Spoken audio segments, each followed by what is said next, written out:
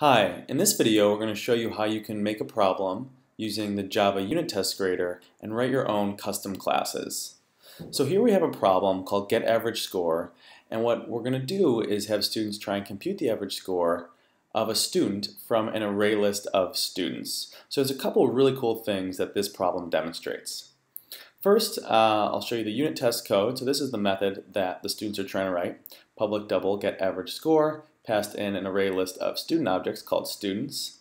And then there's also a student.java class. So what's great about this is you can write your own additional custom classes that you can make use of and test within the unit test. So here I have a really simple student class that represents a student. A student has a name and a score, and you can see there's a method that returns a double called getScore.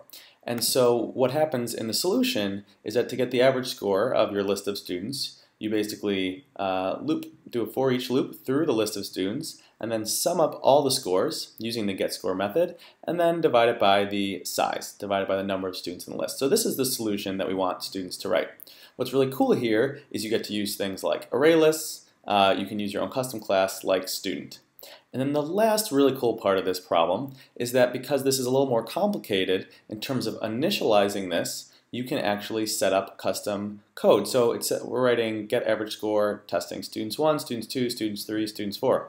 So what are those variables? So if you click this little button right here, you can see that what happens is you can actually write custom setup code for each unit test. So here what I'm doing is I'm creating an array list of students called students1, and then I'm creating a bunch of student objects with scores and adding them to our list. So what's great is for each of these unit tests, you can actually build a test case really easily that will get tested in this problem. So here's the setup code for 1. Here's the setup code for students 2, where everyone gets an 100. And then the setup code for student 3. And so it makes it really easy to create your own setup code for more custom problems. So then we go and we can view this item.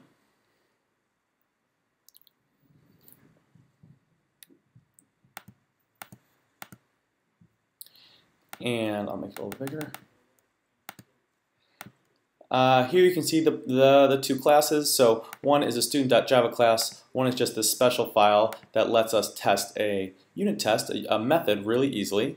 And so in running this, you can see it'll run the test code, run our code versus the solution code, and there you go, show you the answer. So for example, if the student made a mistake and for some reason casted that towards an int, you can see that the answers would be wrong. The student, your result, 89.0, and we should have been getting 89.8. So it's really cool. There's so much you can do with this. You can use objects as parameters. You can use custom setup code, custom classes. The sky's the limit with the types of problems that you can create here.